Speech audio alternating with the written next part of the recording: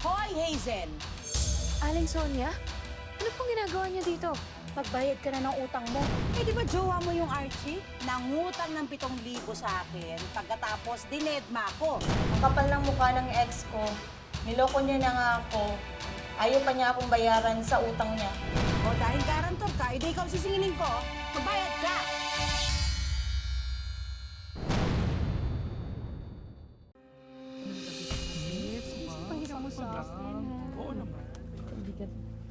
Sabay-sabay na natin i-greet ang baby ko.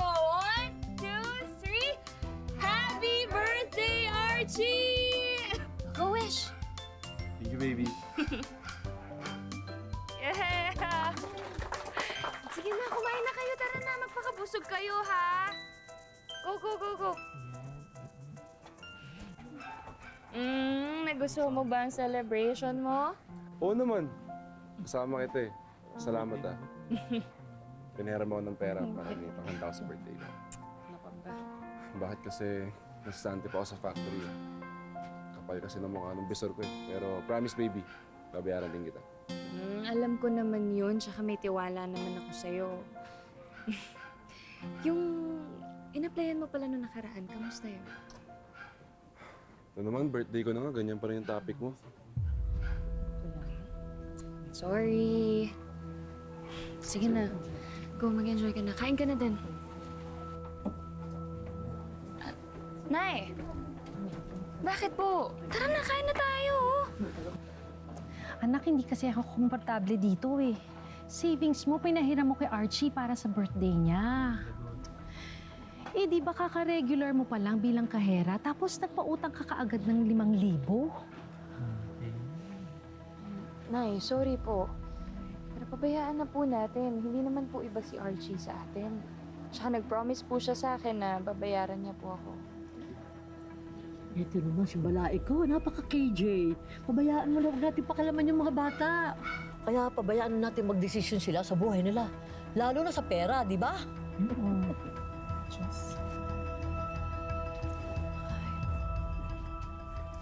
Anak, ang sa akin lang naman, nasasayangan ako sa pera.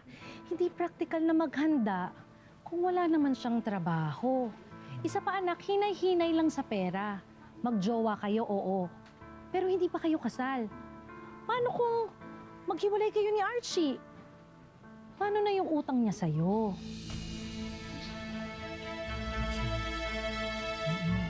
Totoo naman, di ba?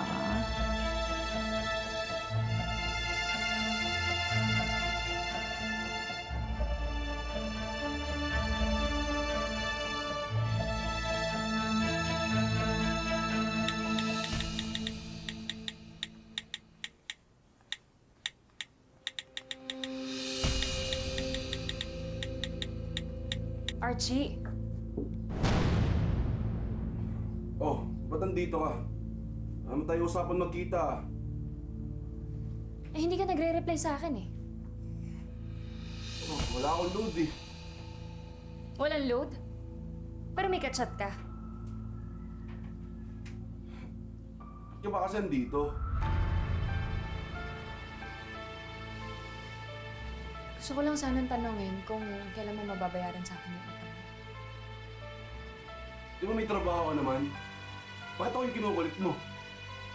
Baby, alam mo naman na nakabudget yung sweldo ko para sa mga gastusin sa bahay. Pati maintenance ni Inay, ako yung nagbabayad. Ang bihira. Parang kasalanan ko kung mapuputulan ka ng kuryente ah. Eh, hindi naman sa ganun.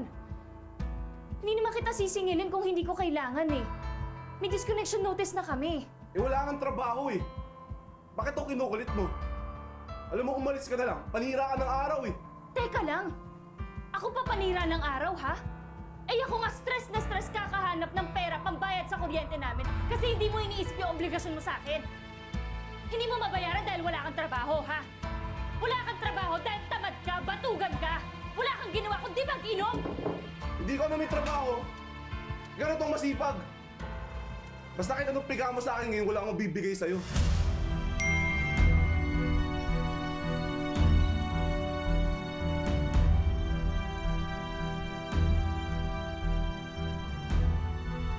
Sino to? Bakit nagte-text sa'yo yung Carla na to? Bakit siya pupunta dito? Kaibigan ko lang. Kaibigan? Ha? Archie, wag mo kong gawing tanga! Sino to? Hindi wag ka maniwala, napakadumi ng utak mo eh. Pwede ba wag mong ibahin yung usapan, Archie? Sino yan? Hazel, cellphone ko to. I-chat ko kung sino gusto kong i-chat. O sino nga sabi yan? Ba't hindi mo sabihin sa akin? Alam mo, maghiwalay na lang tayo. Total, wala namang tiwala sa akin eh. Ano? Hiwalay?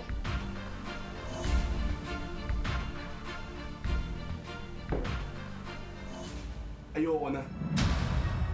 Minamaliit mo ako eh. Lahat na ng kasalanan ko. Alam mo, mas mabuti, umalis ka na.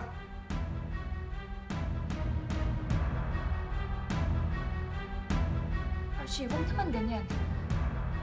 Umalis ka na. Archie!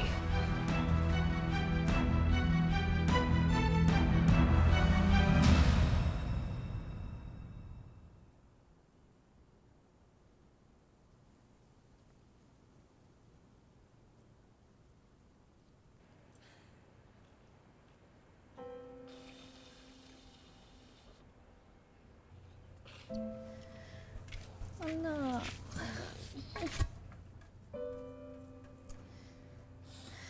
Nay, alam niyo na, sana nakinig na lang ako sa inyo noon eh. Dapat matagal ko nang hiniwalayan yung batugan na yun. Naku, hayaan mo na, anak. Nagmahal ka lang naman. Mali lang yung taong minahal mo. Okay lang yan, anak. Alam mo, kasalanan niya ni Archie. Siya yung sumira sa relasyon niyo. Isipin na lang natin ngayon kung paano makakabayad si Archie sa utang niya sa'yo. Lalo na ngayon. Hana, ha?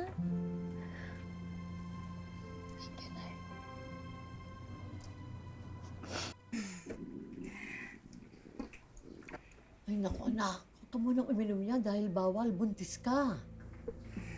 Opo. Naku, mabuti na lang. Ayun na ni Archie. Kasi napakaganda mo na. Napakamasunurin mo pa. Di kagaya ng isang babae na yan si Hazel. Naku, akala mo kung sinong umasta? Lalo na yung nanay niya, kontrabida lalo. Pwede ba? Huwag natin pag-usapan yun. Ma, mabait din naman po kasi itong anak nyo at ang gwapo pa. Kaya nga pumayag ako na itago ako tsaka itong pinagbubuntis ko habang sila pa ni Hazel.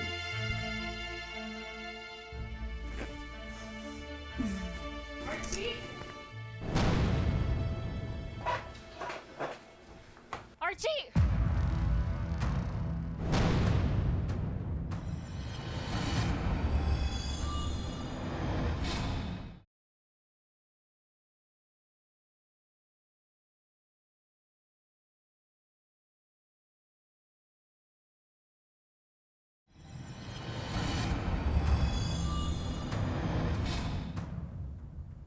Siya ba si Carla? Ha? Anong ibig sabihin nito? Archie, siya ba yung babae mo? Anong babae? Bakit? May pruweba ka ba? Hoy Hazel, ang kapal ng apog mo. Sugod ka ng sugod, bintang ang bintang. Ma, huwag na kayo magulat. Ganyan talaga siya eh. Kaya nga hiniwalayan ko yan eh.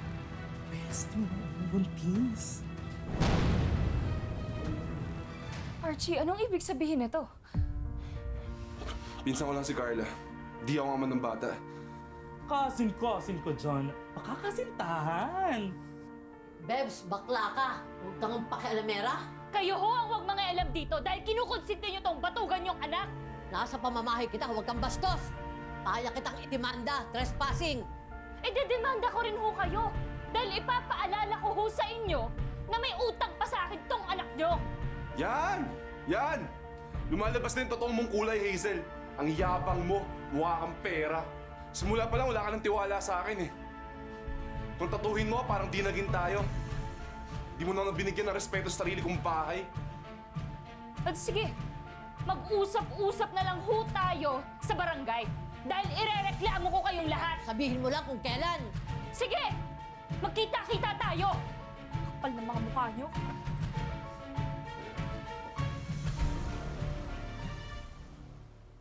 Basta Hazel ha, kada 20 ng buwan ang singilan. Nagkakaintindihan ba tayo? Opo, makakaasa po kayo. Magbabayad po ako on time. Sige, aasahan ko yan ha. Sige, at maniningil pa ako. Salamat po.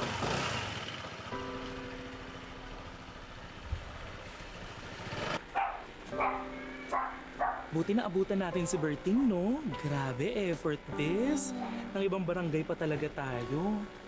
Eh, wala na rin naman ako ibang malalapitan pa. Tsaka isa pa, hanggang ngayon wala kaming kuryente. Saan pa kaya tayo kukuha ng pera? Ayoko namang mabaon ka sa utang kay Berting. Bumalik na nga ako sa paglalabada kasi ubos na yung maintenance ko tsaka may appointment pa ako sa doktor sa susunod na linggo. Nay, huwag na po kayong mag-alala. Baka tumaas na naman yung presyon nyo. Sabi ko po sa inyo, di ba, akong bahala. Ako hahanap ng paraan para dito. Oo, umuwi na nga tayo. Baka dito pa tayo mag-Crayola. Sayang naman ang contour ko, di ba? Oh, tara na. Kaya mag-tricycle na lang tayo. Ako nang bahala. Oh, thank you, Bes.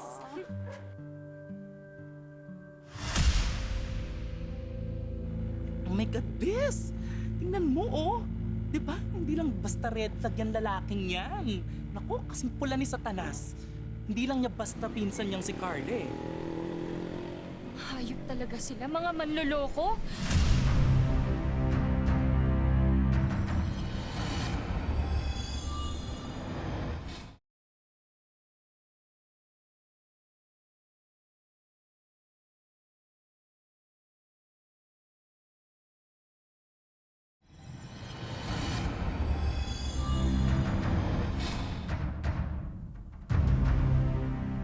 Archie!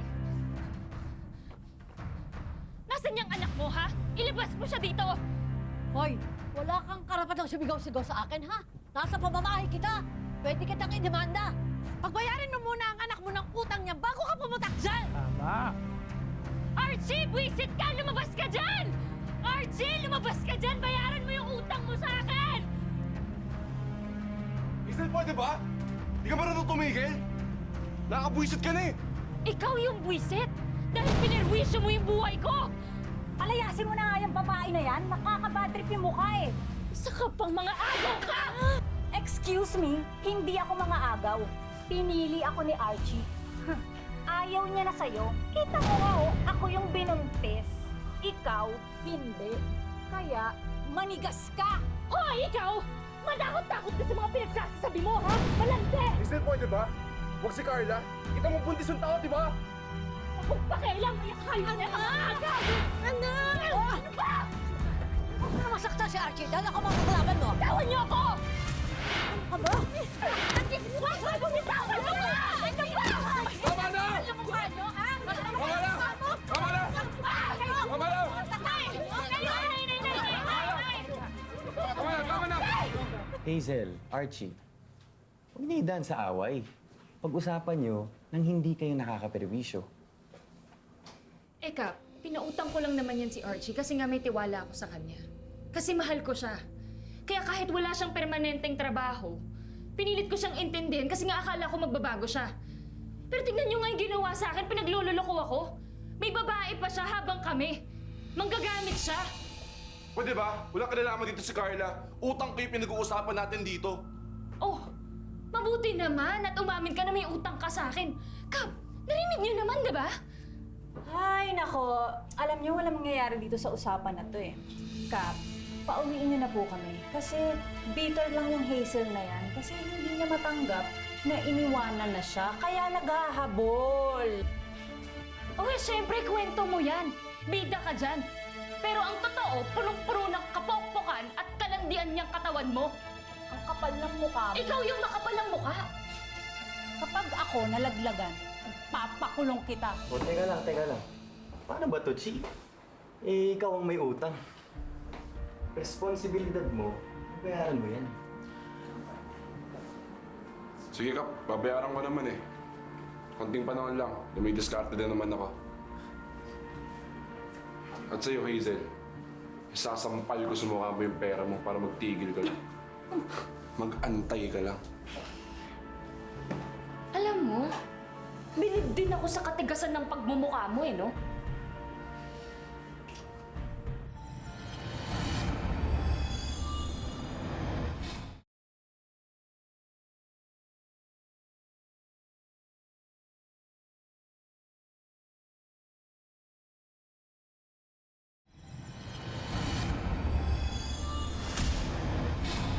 Dito? Dito ba, Brando? Ha? Oh, hawakan mo to. Hazel! Hazel! Hazel, lumabas ka dyan! Hazel! Hoy, Hazel! Aling Sonia? Ano pong ginagawa niyo dito? Pagbayad ka na ng utang mo. Aba, paso na! Mag-iilang buwan na to ah! Ano pong utang? Utang? May utang ang anak ko sa'yo? Nagkakamali ho yata kayo, Aling Sonia. Kasi hindi po ako nangutang sa inyo. Kay Mang Berting po ako nangutang.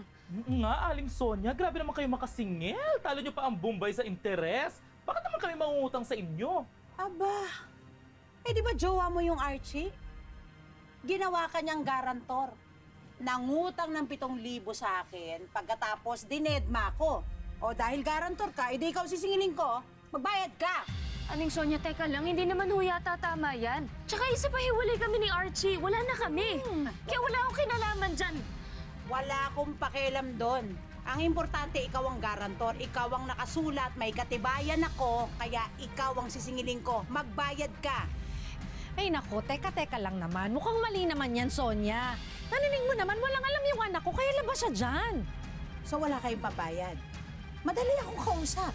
E di kukunin ko na lang yung gamit niyo. Ho? TV? Electric fan? O yung rice cooker? Naku, teka lang po. Ano ba itong nangyayaring to? Ba't ba nagkakaganito, anak? Kailangan yung bayaran yung 7,000 sa loob ng isang buwan. Kundi, lilimasin ko bahay niyo. Baka pwede naman po natin pag-usapan. Kasi talaga pong walang-wala kami ngayon eh.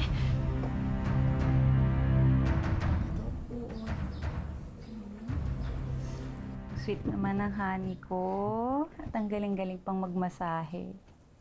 Alam mo, para lagi kang good mood. Siyempre, malapit ka ng mga anak eh.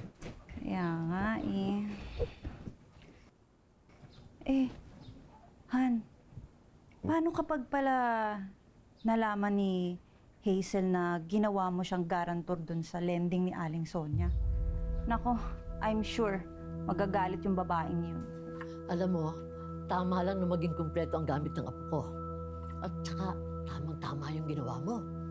Na siya maging garantor. Karma lang sa kanya sa pabubwisit niya sa atin. At ako nang bahala sa mukhang perang babae na yan. Archie! Lumabas ka dyan! Harapin mo ako!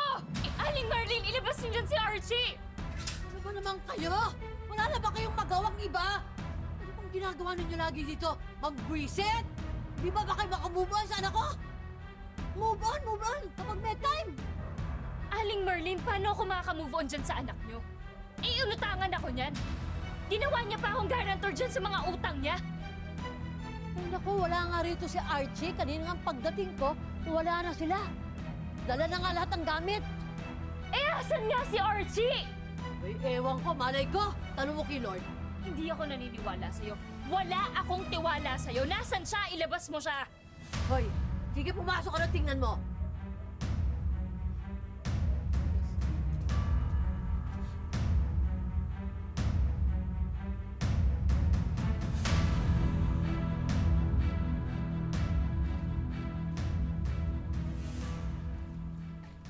Siya dito.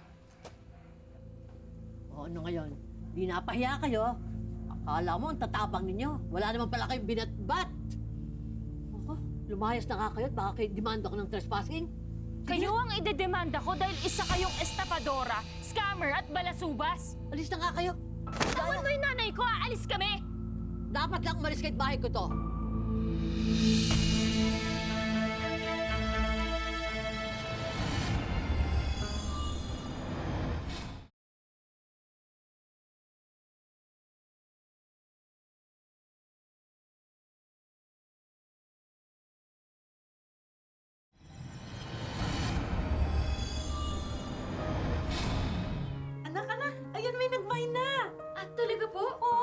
Nay, kunin mo yung phone number niya para ako nakakausap. Sige, anak. So, may negosyo na pala kayo. Siguro naman makakabayad na kayo sa akin. Aba, ilang beses ko na kayo pinapalampas ha, pero hindi pa rin kayo nagbayad. This time, kukuhanin na namin ang mga gamit niyo. Aling Sonia, nakikiusap po ako sa inyo. Magbabayad naman ho kami ng paunti-unti. Oh, di ba unti-unti ko na rin kukunin ang mga gamit niyo para makabayad kayo in full payment. Sonia, nagbabayad naman kami. Huwag mo naman kami tratuhin ng ganito. Maayos naman kami kausap. Dig na, ubus na ang pasensya ko sa inyo. Dahil sa mga kagaya nyo, nasira ang negosyo ko. Brando, kuhanin mo na yung sofa. Bilis. Oh, Pabigat. Hindi yung mag-aangaw kuhanin mo. Itong mga damit na to, pati yung mga maliliit na appliances doon. hindi pwede! Anong hindi pwede? Bitawan mo nga! Kuhanin mo, bilisan Aling mo. Sonia, buti nga magbabayad kami sa inyo kahit hindi namin utang to eh! Pakialam, bilisan mo, Brando. Bitawan mo! Ay, sandali! Ay, ano? Hazel, ayan na! Asa akin ang ebidensya! Ano? Paano? Ayun o, sa FB. Nasa FB ang ebidensya. Gumawa ako ng fake account para i-add si Archie. Akala niya siguro babae ako. Ayun, in-accept niya. Ayun o, lumipat na ng bahay sila Archie sa Santo Domingo lang. Ay, tignan mo ang lakas ng loob. Nagpabinyag pa. Bes, sigurado ka ba dyan? Ay, sigurado. Ongoing pa nga. Bes, kaka-upload na ng mga pictures na init pa. Tara na. Manda ka talaga sa akin, Art. Baby ko, ang apo ko, di ba? Manang-mana sa anak ko. Siyempre, ako yung kamukha, ma. Huwag kang ano, ako yung kamukha. O sige, ingatan mo yung anak ko, ah. Wow! Ang saya naman. Bakit hindi kami invited? Ha? Ang ganda, oh! Ang sarap ng mga handaan nyo, tapos may pa-venue pa kayo. At ang kapal ng mukha nyo na mag-celebrate pa kahit may utang kayo sa akin. Ginagawa mo dito, Hazel? Tsaka paano mo kami nahanap? Kasi tanga ka. Kaya ngayon, wala ka ng kawala. Kailangan mong magbayad ng utang mo sa akin. Alam mo, Hazel, hanggang ngayon, mukha ka pa rin pera.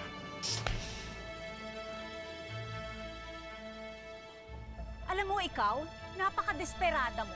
Hindi ka na babalikan ni Archie. Huwag kang mag-alala. Sayong-sayo na yan, isaksak mo sa baga mo. Alam mo ikaw, punong-puno na ako sa'yo eh. Halika nga dito. Alam mo rin ikaw, mas punong-puno ako sa'yo dahil hindi ka nabuntis ngayon. Ang dami mong utang na sampal sa akin!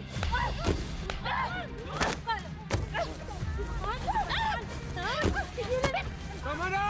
Ano ba? Ano ba? Tama na! Tawa niyo ako! O di ba, Hazel? Tingnan mo na kami ni Carla! Sinisira mo lang buhay namin eh! Ikaw ang sumisira sa buhay ko! Minahal kita ng sobra, RC! Anong ginawa mo? Ha? Niloko mo ako! Binaon mo ako sa utang tapos binuntes mo pa yung babaeng yan! Kaya ikaw ang demonyo! Wala kang ibang gagawin kundi bayaran yung utang mo sa akin!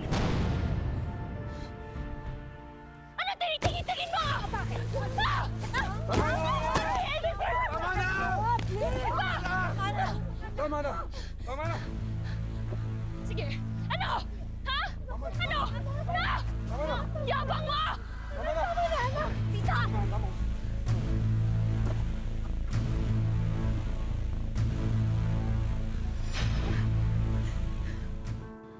Mahirap talaga ang mag-move on, lalo na kung sa kabila ng pagiging walking red flag ng dati mong karelasyon, pinag-ubusan mo pa rin siya ng panahon at atensyon. Pero sa kaso ni Hazel, paano nga ba siya makaka-move on kung ayaw pa rin siyang bayaran ni Archie hanggang sa ngayon? So Hazel, pag susumahin mo lahat ng utang niya sa'yo, magkano yun? Yung pera po is 7,000 po. Meron ko na ibigay sa tulong to para sa'yo. Pero kailangan habulin mo pa rin yung utang, ha? Thank you po. Para maliwanagan si Hazel kung may habol ba siya sa utang sa kanya ng kanyang ex, inilapit namin siya sa isang legal expert. Ang pwedeng mangyari ay magkaroon ng tinatawag na pananagutang civil. Kailangang pagbayaran yung utang, dadaan muna yan sa barangay. Ang utang ay less than 1 million, pwede yan idaan sa small claims court. Hindi nila kailangan ng abogado. Nag-fill up ka lang ng forms, parang nag-fill up ka lang din ng application form. Yung korte na mismo magpapadala at magdidesisyon na kaagad yung korte. Sa ngayon, bumalik si Hazel sa pagtitinda online. Maliit man ang kinikita, pinagkakasya niya naman ito para sa kanilang pang-araw-araw. Bukod dito, meron pa kaming hinandang mga regalo para sa iyo. At ang una naming regalo, negosyo packages worth 70,000 pesos. May 18-1 food cart merienda business. So, merong mga pang-dimsum, merong kompleto yung mga dutuan.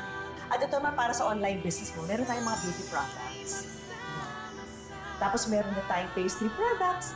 At meron din tayong mga mushroom chicharon products. Bagong dinnerware set. Trending na kimchi product. Tapos meron tayong leche flan products din. Meron din tayong assorted frozen meat products na pwede mo rin idagdag sa online business mo. Meron tayong cellphone. Ang online business mo rin ito. Sana makatulong ka sa iyo. May bonus pa kaming salon pampering service para kay Hazel. At isang bonggang bonding experience para sa kanyang pamilya. And of course, hindi pwede mawala ang wish ko ng savings, ha?